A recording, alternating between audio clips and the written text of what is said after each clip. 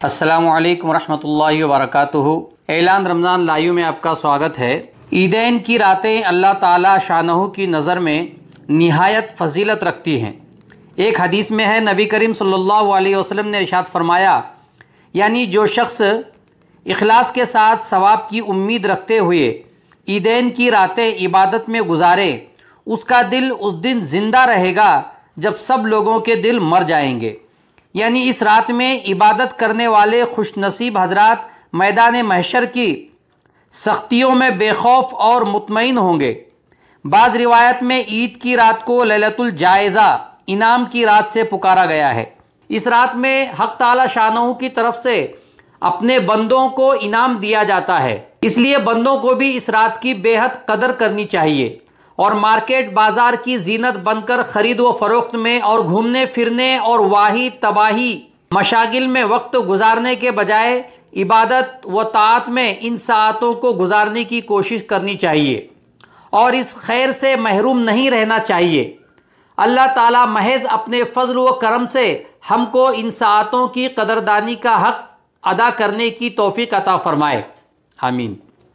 हर 11 महीने के बाद रमज़ान का पूरा एक मुबारक महीना अल्लाह के हुक्म के तामील में भूख व प्यास और ख्वाहिशात से सब्र व ज़ब्त के साथ गुजारने के साथ जब रमज़ान की आखिरी रात चांद रात आ जाती है तो इस रात की इंतहाई नाकदरी की जाती है और इस चांद रात को, जिसको लैलतुल जायज़ा का नाम दिया गया है, मुख्तलिफ लगवियात लायानी बातों ख्वाहिशात की तकमील में गुजारा जाता है।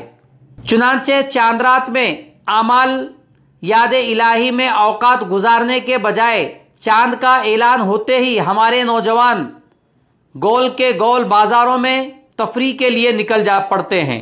दुकानों मकानों में आवाज़ से बजने वाले फहश गानों की आवाज़ों से कानों के पर्दे तक हिल जाते हैं। रात भर हेयर कटिंग की दुकानों पर अगर सुन्नत नबी सल्लल्लाहु अलैहि वसल्लम की बरसरे आम तौहीन होती है तो दूसरी तरफ शैतानियत के अड्डे सिनेमा घर ईद के ही दिन से आबाद नज़र आने लगते हैं।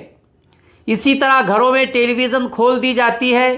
तहज्जुद की नमाज ही तो क्या, फजर की नमाज ही से नमाजों से बेताल्लुकी का ऐलान ज़ुबान हाल से किया जाता है। सारी रात क्या बच्चे, क्या जवान, क्या औरतें, क्या मर्द, गर्ज यह है कि बाज़ार की गहमा गहमी में ईमान और आमाल को तार तार किया जाता है। औरतें अपने हुस्न का मुजाहिरा करते हुए नामहरम के धक्के खाते हुए पूरे माशरे की बदनामी का ज़रिया और सबब बन जाती हैं और वो रूहानियत जो माह मुबारक में इबादत के ज़रिए किसी न किसी दर्जे में हासिल हुई थी, उसे उन मासी के ज़रिए यानी गुनाहों के ज़रिए खुद ही अपने हाथों से मिनटों में मादूम और ज़ाय कर दिया जाता है।